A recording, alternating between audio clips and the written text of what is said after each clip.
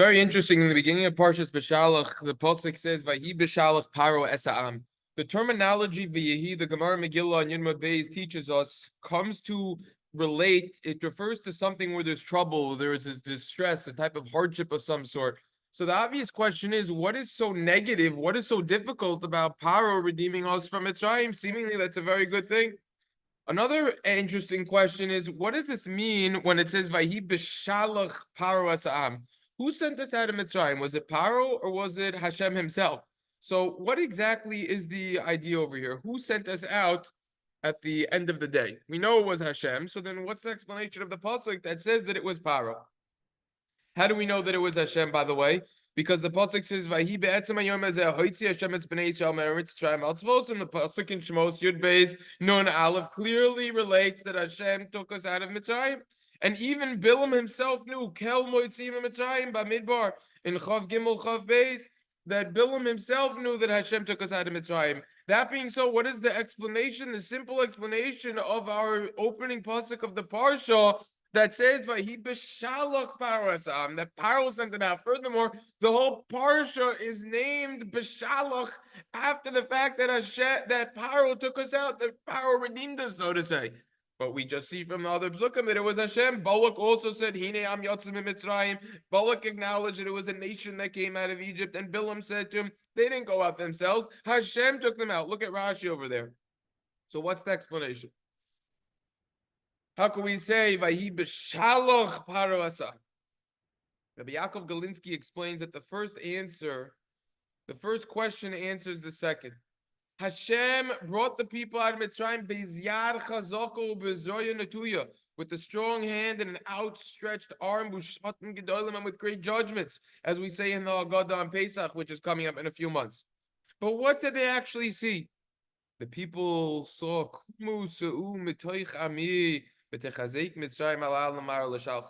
what did the people say? They said, "Oh, get up. Get up from my people." And the Egyptians, they took the people to hasten to send them out. In other words, what actually happened was Hashem took us out. Hashem redeemed us. What was reported in the newspaper? What were the news reports? Oh, the news report the next day, Pharaoh sent them out. It was Pharaoh. That's why the pasuk says Vayehi. Vayehi teaches us, oi, look at this pain. Because that what? It was a twisted view. It was a superficial perspective of the reality of events. The reality, the actuality was that Hashem took him out himself. But what was being reported? Oh, everyone was seeing that it was Pharaoh. Everything was twisted around. No one saw Yad Hashem. They didn't see that it was Hashem. It wasn't being reported that it was Hashem. Do you think that this just applies to thousands of years ago in Egypt? 100% not. We see exactly what's happening nowadays with the news, all the twisted, distorted information that is being presented in front of people who don't know better. Terrible. We're not just talking about Pharaoh. We're not just talking about the Egyptian newspapers and Pharaoh's mouthpiece.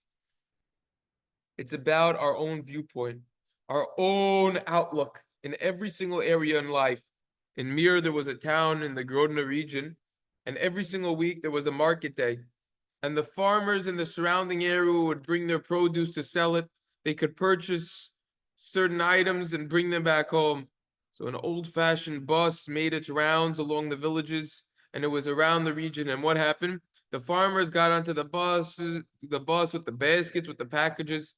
Then the crowded bus would make its way across a wooden bridge that stretched across the river, which bordered the town of the Mir. One time the bridge collapsed and the bus sank, unfortunately. 45 farmers drowned, not one farmer survived. So there was a whole tumult in the village. Oi, whose fault is it? Everyone's looking where to put their finger, who to blame over here. Whose fault is it? Some said it was the bridge fault. Some says it wasn't strong enough. They blamed the builders. Others said it was never maintained properly. The people who were supposed to maintain it didn't maintain it properly. Others said that the bridge was never intended for crowded buses. And some blame the bus driver for not driving fast enough with the right momentum. That could have lightened the load. In any case, everyone was blaming someone else. Everyone was pointing a finger somewhere else. Comes along the mashkiach of the mirror of Yerucham Lubavitz Zatzal, and he says, he gave a sicha about this tragedy, and this is what he said. He said, if a person is found guilty of murder and he's sentenced to death, we don't rush him to the gallows. Why? Because there's a whole process of appeal and ratification, and in the meantime, he's incarcerated on death row. He's in a cell together with others sentenced to die as well. Now, usually, I can't tell you from experience, but usually their living conditions are better than other prisoners, he would say. The cells are more spacious, there's more food that they get. They're all placed together, all the death row prisoners. It doesn't matter why they were sentenced to die. And if some of the rebels, they were caught and sentenced to death for treason, they would be placed in the same cell as the murderer. Whoever was sentenced to death would be placed together. So that's the idea. They're all in the same cell no matter what. Now, once it's decided by the judge that there's going to be a death sentence and there's no hope for being pardoned, they're all taken out on the same day. They're standing, then they stand by the wall that faces a firing squad, and then boom, the sentence is carrying out. So this is the pshat over here that it says in Pirkei Avos, Moira shel Malchus, that we should fear the government's authority. It says in Pirkei Avos, in the beginning of Parag Gimel, Ish Esreyu Chayam Balahu, because we didn't have law and order, everyone would just swallow his friend, so to say. Now the truth is, we know this from what we say on Yom Noraim, on Rosh Hashanah and Yom Kippur. We say in the famous part of davening on Sana Tokaf, on Rosh Hashanah, everything is written. On Yom Kippur, it's sealed. What is sealed? What is being written about? Kama Ya'avrum v'kama Yivrahim. Right? It's going to be sealed. Basically, how if a person's going to live this year or not. That's what's going to be sealed. Right? Mi yichya mi yamos. Who's going to live? Who's going to die? Etc. Right? So this refers to everyone in the world, not just Jews. And then the pasuk says, "V'kol ba'y olam ya'avrum lefanecha kanei maron," that everyone's going to pass in front, just like being part of a flock. They're going to pass in front. Now, explains Rabbi Yerucham, the last Rosh Hashanah, it was decreed that one fellow from the village and another fellow from another village and 45 farmers in the surrounding villages, they were going to die from the drowning this year. They were living on borrowed time. They just didn't know it. They didn't realize this. They went about their daily routine while the decree was sealed. The bus passed from one village to another, picking up those who were sentenced to die one by one.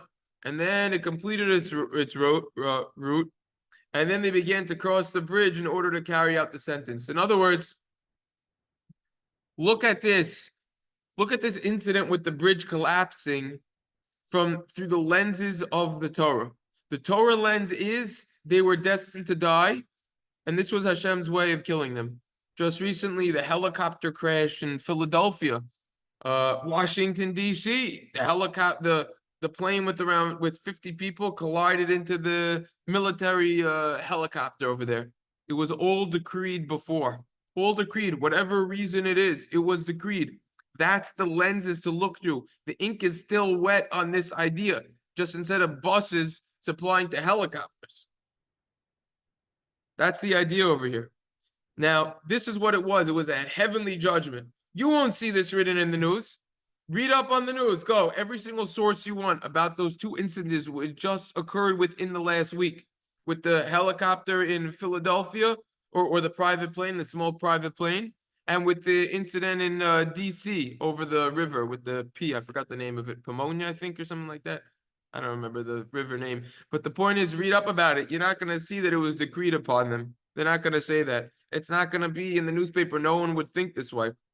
But this is precisely why the pasuk uses the terminology of a yehi, a term that connotes pain and difficulty. Because the people, they were attributing the liberation of the Jews, the redemption, to Pharaoh.